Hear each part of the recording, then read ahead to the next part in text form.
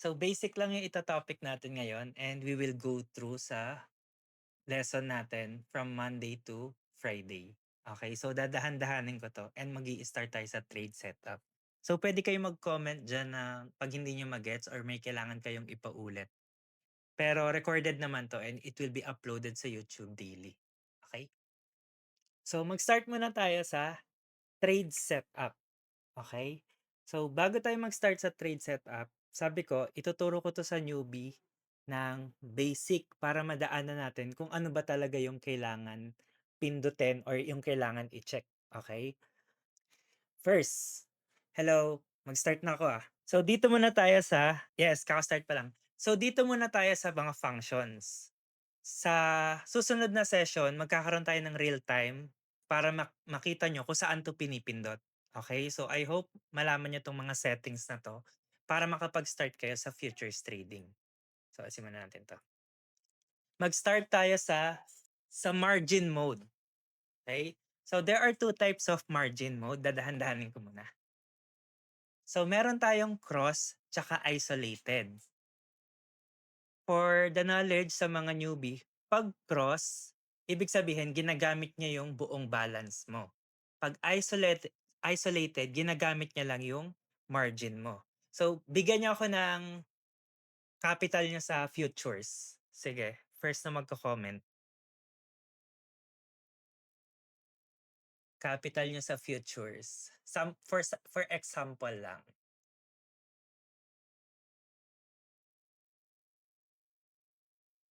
Okay, 20. Okay, $20. Okay, $20. So, kunyari ang capital mo sa futures $20. Tapos yung margin mo $2. 'Pag si position mo na-liquidate sa isolated margin, mawawala yung $2 mo. Pero 'pag na-liquidate si position mo sa cross margin, mawawala yung $2 mo ta's kukunin niya yung buong $18. So, mali-liquidate ka talaga, as in masi-zero yung account mo. Okay. So, basic lang yon, margin mode, cross margin, and isolated margin. Now, punta tayo sa unit value. Dito yung malaking confusion. 'Pag pumunta kayo sa chart nyo or sa exchange, merong papapiliin quantity, nominal, or cost. So, let's say for example, quantity. Ang trade natin is si BTC.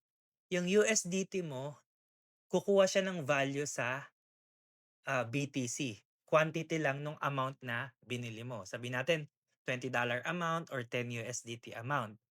However, 'pag nominal naman, ito yung nagka-calculate ng position size. Sa Wednesday pa natin 'to matututunan, so chill lang kayo. Then yung cost naman, ito yung nagle-leverage. 'Pag ginamit mo si cost, dito masasabi na risky yung leveraging. Over-leveraging. So for sure familiar familiar kayo kay Mark Pascual na merong 150M losses sa trading. Baka ang ginamit niya dun is max leveraging tapos naka-cost siya, kaya siya nagiging risky. Pero 'pag nasa nominal value kayo, hindi risky ang max leveraging. Okay. So nakakasunod? Tutuloy ko lang, Next, multi-trade. Dito sa multi-trade, isa lang 'to sa settings na let's say for example nag-long ka kay BTC sa 50K, tapos nag-long ka ulit sa 60K, ang gagawin ng multi-trade is ime-merge niya yung dalawang position at magkakaroon siya ng average entry price. Kaya makikita mo dun na magbabago yung entry price mo 'pag naka-merging yung settings, okay. So ang mangyayari dun, it's either lumalapit yung entry price mo tapos DCA yung nangyayari, so merging. Pero may settings na independent. Ang mangyayari dun, meron kang position sa 50K, meron ka ring position sa 60K. Okay, yun yung independent position. Mabilis ba? So, punta tayo sa entry type. Coach, anong gagamitin ko? Limit or entry. So, syempre, alam niyo naman yung limit, nag-aabang ka sa desired price. For example, yun nga, mag-aabang tayo kay BTC sa 50K. Nandun yung limit entry. Doon mag-aabang yung position mo. However, market entry, instant execution to. delikado 'to lalo na 'pag volatile yung market, okay. So next, risk formula sa susunod na 'yan kasi babalik na tayo dun sa pinaka-trade setup. So, para saan ba 'tong trade setup, okay. Una, ang gusto kong malaman niyo yung trade setup is complete plan 'to bago ka pumasok sa trade. Meaning, alam mo na yung matatalo sa'yo, alam mo na yung mananalo sa'yo. If ever tatlo yung trades mo, 'pag natalo ka ng tatlong trades, alam mo na yung total ng loss. 'Pag nanalo ka sa tatlong trade, alam mo na yung total profit. 'Pag nanalo yung isa or natalo yung dalawa, alam mo na rin kung magkano yung profit mo dun after that. That's a complete, setup before entering a trade. However, may tatlong importance 'to. Importance sa trading, importance sa trader, at importance sa trading psychology. So dito muna tayo sa trading. It creates consistency. 'Pag ikaw nag-trade na may setup, wala kang kinakabahan sa market. Para lang siyang consistent mo na ginagawa. Everyday gigising ka tapos hahanap ka ng setup na 1:3 and paulit-ulit. And kung ano yung ginagawa mo ng continuous na routinary, nagiging maganda siya and nai-improve mo siya. So, saying that, number two, it improves risk management. Kasi may control ka sa matatalo sa'yo and may control ka din sa pwede mong ipanalo. Kaya siya pasok sa risk management.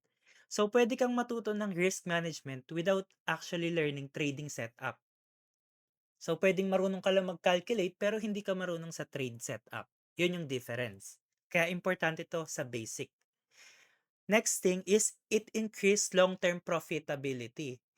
Siyempre, 'pag ginagawa mo siya ng paulit-ulit at walang halong noise, nai-improve mo ng nai-improve yung setup mo. To the point na alam mo kung ano yung A plus setup, B plus setup, C plus setup, and so on. Kasi nga, alam na alam mo kung ano yung ginagawa ng setup mo. Ngayon, ito yung importance sa trader para sa inyo 'to, para sa atin 'to. It builds confidence. So, marami na akong naka-chat na or marami nagcha-chat sa'kin, kailangan pa ng marami nagcha-chat sa'kin na nakita nila yung setup, nakita nilang lumipad, pero hindi nila nasabayan. So, for sure na-experience na natin yon. So, sabi ko lahat ng makikita mo, i-trade mo kasi for the purpose na meron kang data or meron kang lesson 'pag natalo. Pero kung nanalo yon at na-reward ka ng market, then you have your profit. So, it builds confidence. Lalo na 'pag paulit-ulit mong ginagawa, sanay na sanay ka na. Kaya importance 'to sa trader, para sa inyo 'to. Removes emotional decision, naku. So, ang emotional decision sa market, merong dalawang decision. 'Pag profit ka na, hindi mo alam kung saan ka mag-a-out. And 'pag loss ka na, hindi mo alam kung magka-cut ka na or hahayaan mo pa siyang maka-recover or ma-liquidate. 'Yun yung emotional decision. Pero 'pag kumpleto yung setup mo, wala kang problem sa decision making. Hindi emotion mo yung nagde-decide kundi yung setup, yung system, okay. It avoids yung, emotional decision.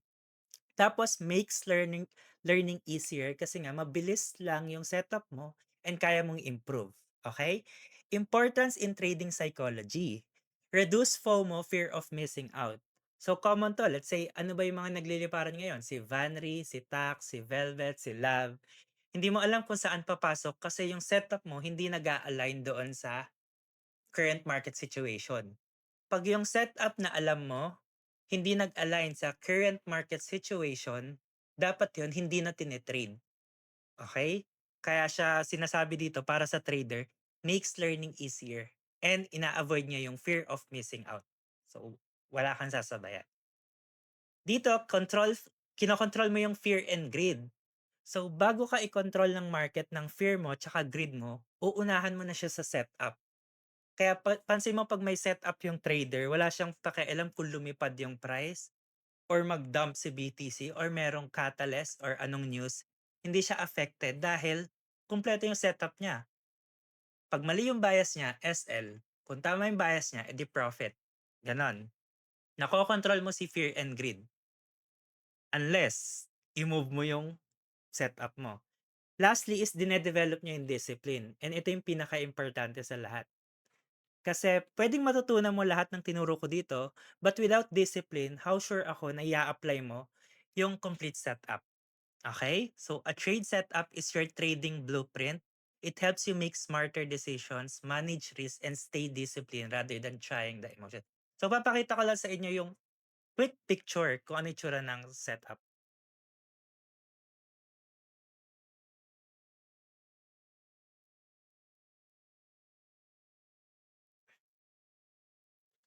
1, 2, 3, 4, 5. Kina-count ko yung delays. So, yan. So, sa spot, punta naman tayo sa spot, Sa spot, ang opportunity lang dun is kikita ka sa uptrending market. Take note, sa spot na basic hindi kayo kikita sa downtrending market. Kikita lang kayo 'pag pataas ng pataas yung market. Yun yung spot. Good thing meron tayong tinatawag na futures and puwede tayong kumita sa uptrending and downtrending market condition. So, eto ang complete setup ng long position at saka short position. So, sa long position, nandito si entry price, nandito si SL, yung color red, nandito si profit, yung color green. And sa long position, ito yung entry price, andito sa green yung profit, and nandito si red sa stop loss.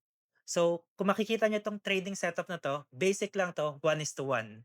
When you say 1:1, 'pag nag-risk ka ng $100, mananalo ka ng $100, matatalo ka ng $100. That is 1:1. Okay? Feeling ko ang bilis ko magsalita, eh. Ngayon may papakita ko sa iyo. Um, Eto, eto yung kagandahan sa setup 'pag natutunan mo. Regardless kung newbie ka, professional trader or intermediate or bago ka pa lang 1 month or matagal ka na 5 years, kahit anong setup na gawin mo lagi may tatlong gagawin si market and eto yung tatlong 'yan. Number 1 is break even. Nag-setup ka dito pero hindi niya gagalawin ni market. Okay, hindi niya itatapik yung entry price mo. Meaning, wala kang panalo, wala kang talo, hindi rin nagalaw yung setup. That's number 1. Number 2, magalaw niya yung setup, idiretso niya sa SL. Okay? So, matatalo ka dito. That's number 2. Yun lang yun. Number 3, magalaw niya yung entry, tas dumiretso siya sa profit. Yun yung number 3. So imagine kahit anong setup gawin natin, kahit lahat tayo mag-setup, laging tatlo lang yung gagawin ni market. Kaya hindi 'to about sino mas magaling mag-setup or what.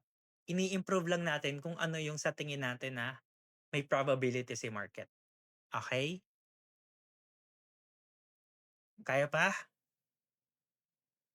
Tuloy?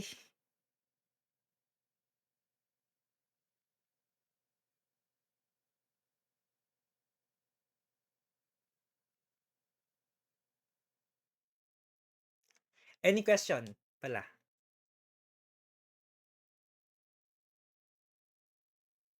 Wait lang, basa ako ng comment. Nasagot na yung aking tanong, independent pala. Hindi ka pa huli.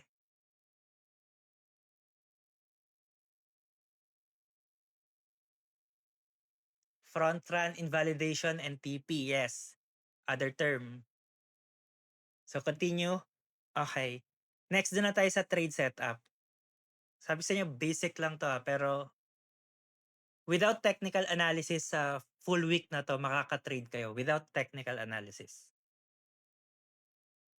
So meron tayong trade setup. So itong advanced component hindi ko na isasama, tsaka itong advantage and disadvantage sa next session pa.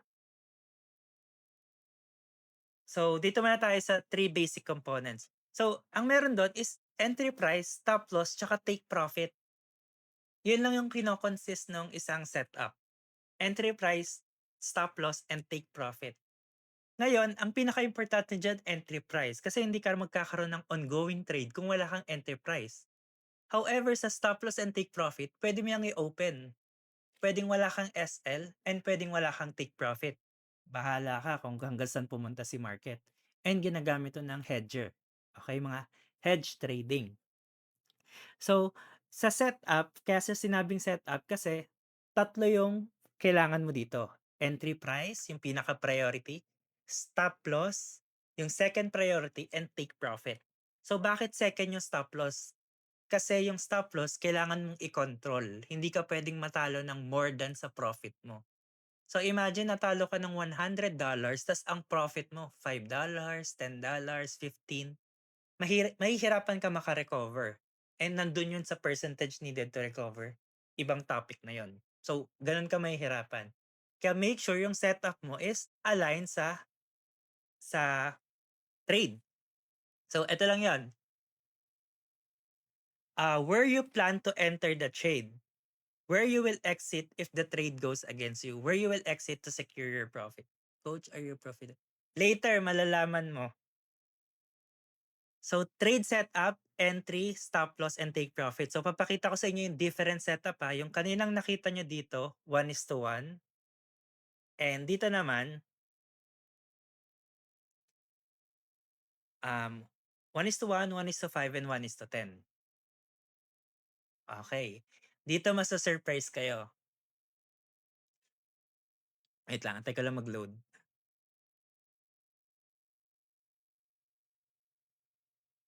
Okay.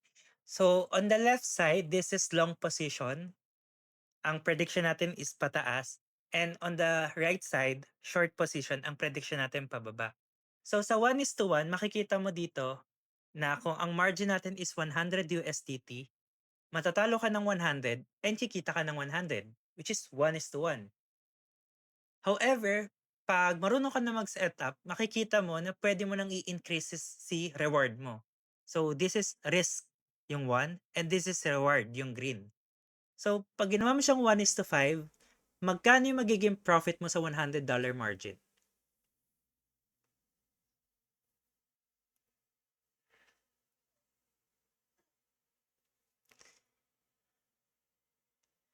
How much? Kung matatalo ka ng $100, magkano magiging profit mo?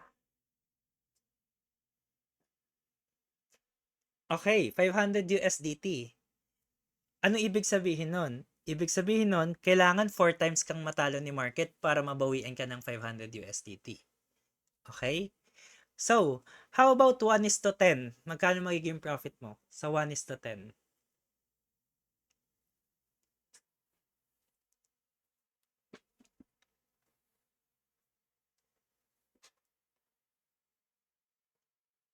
Okay, $1,000. So, ibig sabihin, natalo ka ng $100, kumita ka ng $1,000. So, ano ibig sabihin nun? Importante ba yon? Ibig sabihin nun, kahit meron kang 9 times natalo sa trading, kaya mo siya bawiin ng isang trade na 1:10. Pero masyadong unrealistic yung 1:10, coach. Ang kaya lang 1:2 or 1:3. Pag ginawa mo yung 1:3, ang kailangan mo sa 10 trades, 2 or 3 winning trades lang para ma-cover lahat ng losses mo. Uulitin ko ha, sa 10 trade, kailangan mo lang ipanalo 3 or 2 pag ikaw ay naka 1:3. Okay? 2 or 3 winning trades lang. So, sa tingin nyo, mahirap ba yun?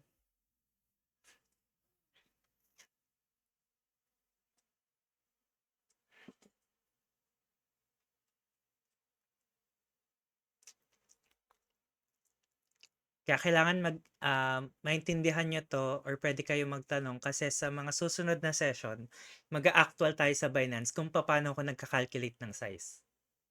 Okay? Nang mabilis without using calculator. So, any question dito?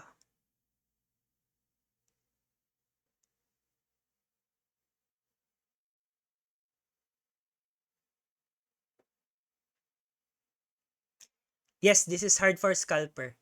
1:3. Yes, sa risk reward ng PNL mo, 1:3. So, ito 1:5. Kung hindi pa kayo nakakita ng 1:3, ganito yung itsura niya. Ay, ano ba yan?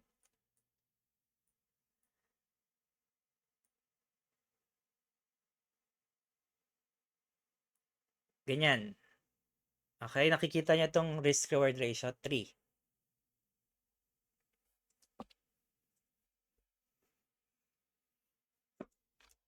So, any question muna dito bago tayo tumalon sa trade-off between risk-reward? Sige, any question?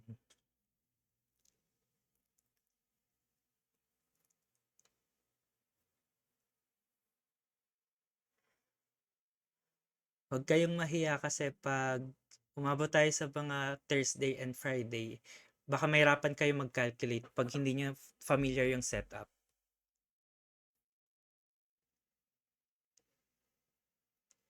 Lot size, ito yung kagandahan dito sa position sizing. Siyempre, pag nag-trade tayo sa Friday, iba't iba tayo ng capital. Pero pare-pareho tayo ng percentage. So, pag sinabi ko, ang balance ko, $20, 2% sa akin, magkano lang yon? Sa iba, $100, 2% sa kanila. So, percentage yung ibibigay ko sa inyo at kayo magka-calculate. So, pag may question kayo dito, feel free to comment or tanong nyo na ngayon. Kaya importante yung setup dahil nakikita nyo dito yung SL. Okay? Pag wala kang setup, saan ka magka-calculate? Kulang yung formula. So, kailangan mo ng setup. Itong pinaka-importante setup yung may SL. So, bago kayo mag-open TP or mag-open SL, dito muna kayo kasi magagawa nyo rin naman yun in the future. Yung makakasabay ng mga pump, magagawa nyo rin yun in the future. Pero, magsimula muna kayo dito sa setup kasi ito talaga yung consistent na sustainable. Mas sustainable to kaysa sa bigla-biglang nakaka-capture mo yung pump. So, as you all know, lahat kayo ng viewer dito, nakita nyo yung trade ko sa Velvet. Umabot lang yun ng 40k percent pero kung i-compare ko yon sa consistent na ganitong setup, mas panalo to. Kasi itong consistent na setup, pwede ko itong makuha everyday. Yung ganong Velvet, mahirap yun makuha. Mahirap yun makapture. It takes a lot of research and decision making. Kasama mo na yung fear and greed. So next, tutuloy ko na. Bago kayo antukin sa boses ko. Oras na, 10:38. So any question? Wala?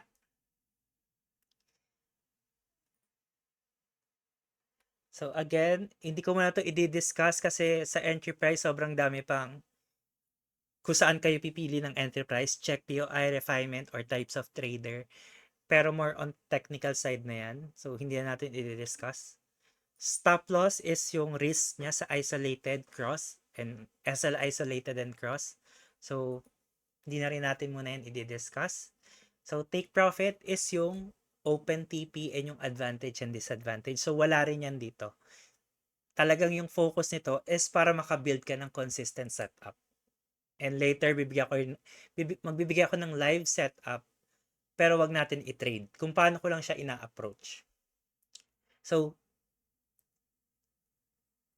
partial profit is yung kukuha ka na ng 50%, 75% sa ongoing profit mo. So let's say may running unrealized profit ka ng $100. Pag pinartial mo siya ng 50%, mapupunta na sa balance mo yung $50 sa wallet. Kumbaga secure na. So sa advance na yon yung nagpa-partial. Sorry na, nahulog. Sa advance na yon yung nagpa-partial, nagbe-break even, nagde-DCA, nagma-manual, nagde-trail stop, yan, advance na yon. Kasi another decision making yun.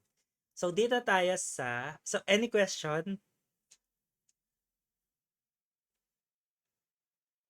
DCA is yung nag-a-add ka ng funds sa position mo. Naglagay ka ng $5, bumagsak, naglagay ka ulit ng $5, bumagsak, naglagay ka ulit ng $5.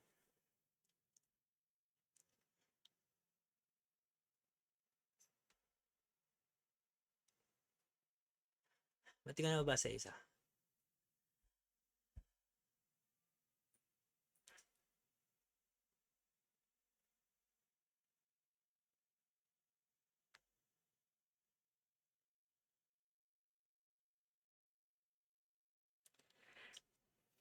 Teach us how to be a coach. Mag-aral ka lang.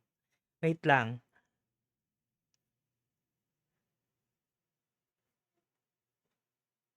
Get partial but can close the trade. Yes, hindi mo i-close yung trade. Kukuha ka lang ng partial. And hayaan mo siyang mag, mag-ongoing. Nice DCA on the spot. Yung break-even, wala pa dito sa topic na to. Mag-focus tayo dito sa setup. Sunod-sunod yon, break-even, trail stop, partial, proper DCA. To the point na, nabulol no? Nakakita na kayo ng malaking negative. Yung mga negative 2,000%. Tapos nag-aantay na lang maliquidate. Nagagamot yon. Okay? Napapaliit yung negative nun. To the point na maging green siya ulit. To positive. Yun yung advance ng DCA or basta may calculation kasi yun eh. Hi! Coach, will the confirmation be tackled live now? No, walang confirmation ngayon. More on setup lang tayo. Chill. Yung sa VF ni Sak na coach, hindi loss na yun eh. Hindi yun paper loss. Loss na siya. So, hindi na yung marirecover. What I'm saying is yung mga unrealized, yung mga ongoing pa yung trade. Pag nakuha na ni market yung loss mo, hindi na yung marirecover. Kailangan mo na lang, wag ka mag-revenge trading. Kailangan mo na lang mag-trade ng maayos. So, if wala ng question, punta tayo sa trade-off between risk and reward.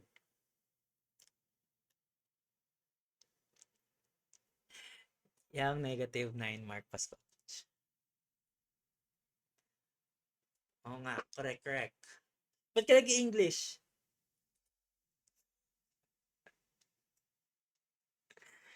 So, dito tayo sa trade-off between risk-reward and ito yung last topic natin. So, pansin nyo, chill lang. Para ano lang tayo, namnamin niya yung lesson. Kasi yung mga susunod, ano na, pahirap na ng pahirap. Kasi pag pumunta tayo sa Friday at nag-set up tayo, let's say dito, nag-trade tayo. Tapos, for example, nag-long ako dito. And nagpa-calculate ako sa inyo ng size. Hindi mo alam kung gagamitin mo nominal or cost, saan ka magka-calculate, di mo alam kung saan yung take profit. Kaya mag-focus muna tayo dito. Kasi pag nagawa nyo to, then good to go. So, trade-off between risk-reward. Kanina may nagsabi na hindi pwede sa scalper yung 1:10, correct? Kasi napakahirap nun. Pero isipin nyo na lang, pag nagtataas kayo ng reward, lumalaki yung distribution ng unit. And ipapakita ko sa inyo dito. So, yan. Sabi natin 1:1, ibig sabihin, yung risk is yung 1, yung reward is 1. So, kung ang margin mo is $50, mananalo ka ng 50, matatalo ka ng 50. 1 unit each. So, ito unit distribution or reward allocation. So, divide the reward distance into 5 equal sections to illustrate that a larger risk-reward target requires more price movement than smaller ones. So, ito yung mas makikita niya sa visual. Pag 1:1 ka, parang 50-50 yun. Ang dali mahit ng profit, ang dali rin mahit ng SL. As in balance. Ayan, no? Pwede ka matalo ng 50% chance, pwede ka manalo ng 50% chance. However, the more mo na ini-stretch si reward, let's say nag 1:5 ka, ito 1:5, the more na lumiliit yung allocation niya. Okay? And the more na mas madaling tamaan si SL compared sa take profit. And dito tayo minsan nagkaka-problem. Kasi, for example, nag-trade ka, umabot na ng 1:3. Pero bumabalik pa siya sa SL. Bakit? Kasi yung aabutin ng take profit mo, 1:5. Yung SL mo, 1:1 lang. Di hamak na mas mabilis i-hit si SL compared sa profit mo na times 5. Okay? 1:5 lang yun. How about 1:10? So, usually, profit ka na talaga doon. Maglalagay ako dito ng 1:10. This is not signal. Maglalagay ako ng 1:10.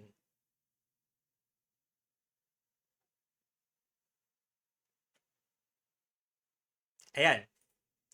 Si market, tumama na sa entry price mo. Nag-move 50%, tas bumalik dito. Okay? Ngayon, etong trade setup mo, losing trade siya. Kasi gumamit ka ng 1:10.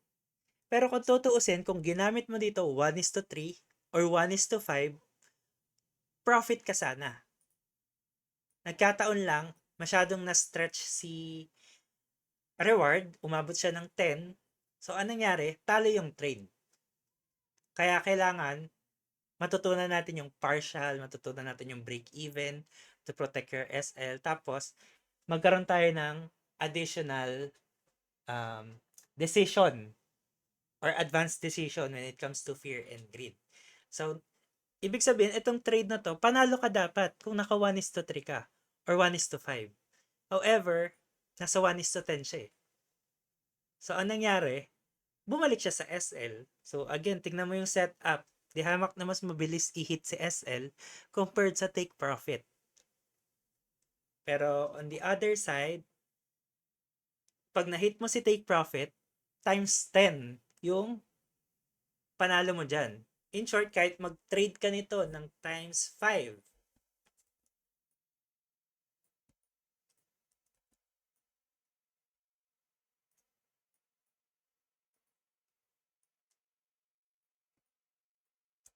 kunyari nag-trade ka nito ng times 5, tapos lahat to talo, okay? Talo to, talo to, talo to, talo to. Ang galing mo naman, 5 yung talo mo. Pero kaya to i-cover ni 1:5. Ay, ni 1:10. Ni 1:6, may profit ka na. Ni 1:5, break even ka. So, nakikita nyo yung paglalaro sa risk-reward ratio tsaka sa calculation ng sizing. Ang mahirap, ibabalik na rin ko yung common na nangyayari sa atin. Ang mahirap is yung ganito.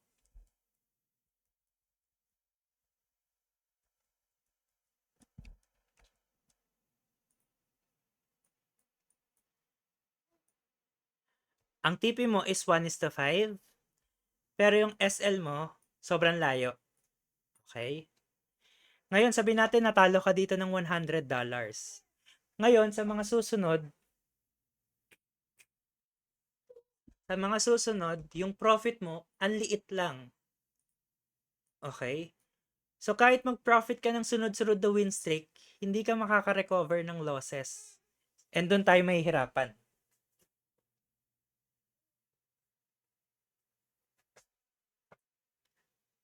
Kaya doon napapasok si emotion like revenge trading, tapos over-trading, over-risking, tapos over-leveraging, sunod-sunod na yon. Kasi hindi mo ma-recover yung losses mo. Doon papasok si percentage needed to recover your losses and nasa Wednesday pa yon. Okay? So, any question dito?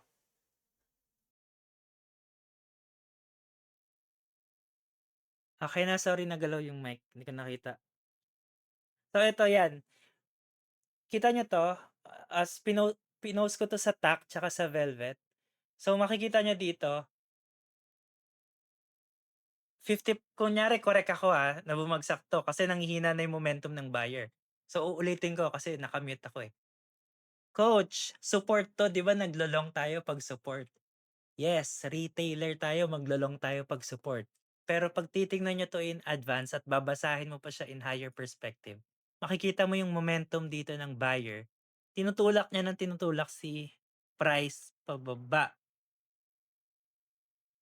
Ibig sabihin, ang bias ko na dito is bearish. Ngayon, kung tama to, 50% na akong correct kay market. Ano yung another 50%? Yun yung setup. Kailangan mo hanapin dito yung perfect hindi ko sinabi perfect. Kailangan mo hanapin dito yung magandang entry price. Yung SL mo dapat hindi siya mahihit. And yung take profit mo is kung saan mo balak dito. Let's say dito. Okay. Papakita ko sa inyo yung basic setup sa advanced setup. Pero again hindi 'to signal. Let's say kinuha ko 'to, wait lang nag-iingat na ako baka kasi magalaw yung mic. So, nag-e-expect ako ng isa pang pump dito, for ano lang, for assumption, 'yan, probability lang. So, 'pag tinrade ko 'to ng basic, ganito ako magso-short,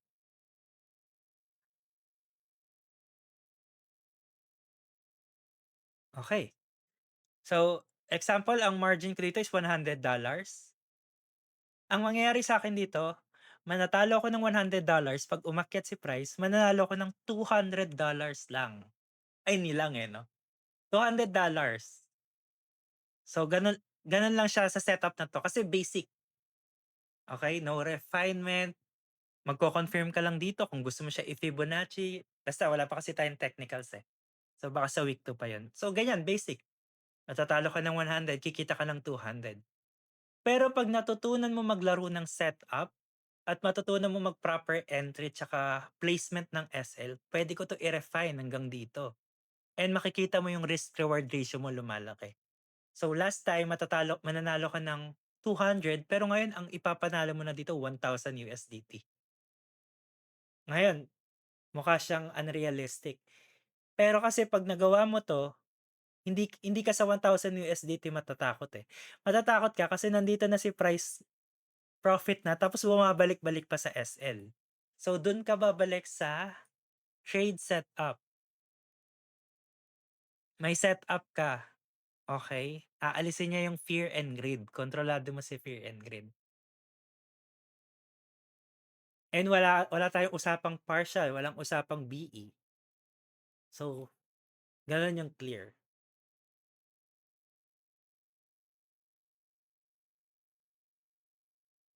Dito signal, So, any question, na-gets niyo 'to?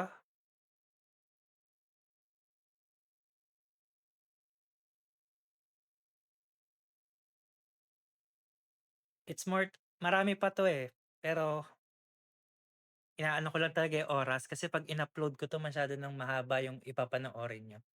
Marami pa 'to talaga actually. Yung tipong hindi niyo 'to puwede partialin kasi hindi ka makaka-recover ng previous losses mo 'pag tinapyas mo 'to sa 1:3.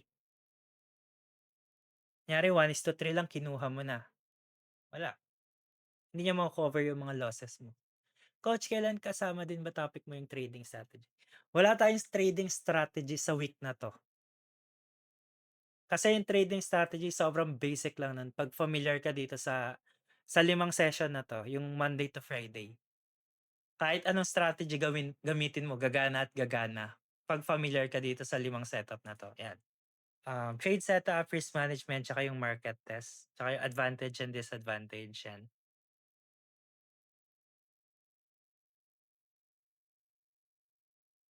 Kaya ano, wala tayong trading setup sa session na 'to for the week. Etong flowchart hindi niyo makukuha 'to, pero puwede niyo gawin 'to ayan 'no, mindmeister.com. Tapos makikita niyo naman 'to sa YouTube, uploaded naman 'to. So, puwede kayo gumawa ng sarili niyo, as guide lang. Kasi yung iba dito hindi talaga siya applicable para sa iba, eh.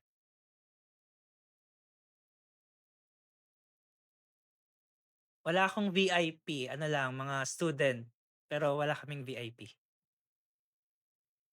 So, any question, mag-e-entertain ako ng question. And dito nag-e-end yung first session natin about trade setup. I hope may natutunan kayo, kung may natutunan kayo ngayon, ididig natin 'yan bukas, same time. So, any question?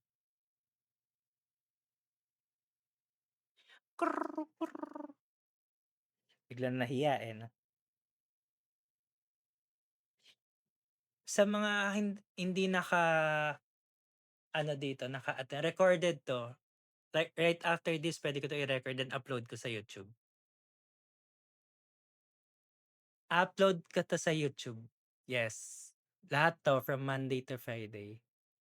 Applicable sa forex 'tong setup. walang attendance pero hopefully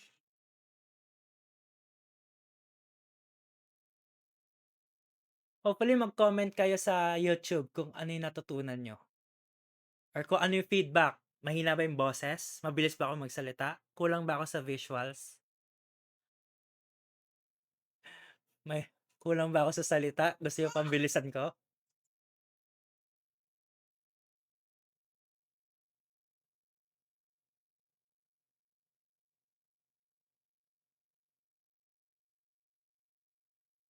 Correct. Ang ganda lang na mawawala yung emotion mo sa trading 'pag may proper setup. Puwede ka na lang pasip-sip ng kape or habang kumakain may ongoing trade ka. 'Wag mo lang titignan kasi 'pag nakita mo yung profit sobrang taas na pero wala pa siya sa setup, kukunin mo talaga yon. Kusang gagalaw yung kamay mo na mag-sell. Hindi ako nag-participate sa e-sport kasi makikita niyo ako, eh. Pero gustong-gusto ko talaga mag-participate. Like experience yon, exposure. So wala na kayong question? Late ako idol, anong oras start na? Same time kahit mga around 10 to 10:30.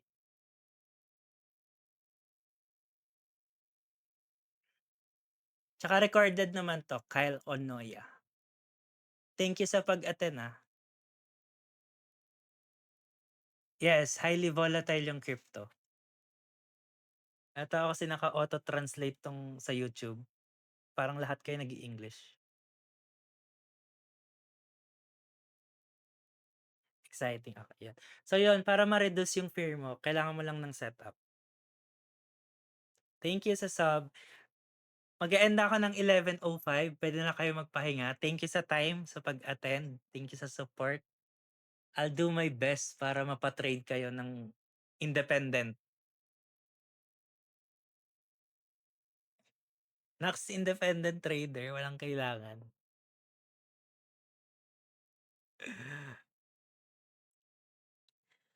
Thank you, I hope may natutunan kayo, Pagka-upload ko dun niyo i-comment, yung mga na-gets niyo or kung ano pa yung mga expectations niyo. Last dati akala ko kalaban ko market yung pala yung sa narinig niyo yung kay Mark Pascal 'di ba, yung 150M na loss? Hindi yun risk management problem, hindi yun setup problem, personal problem yun.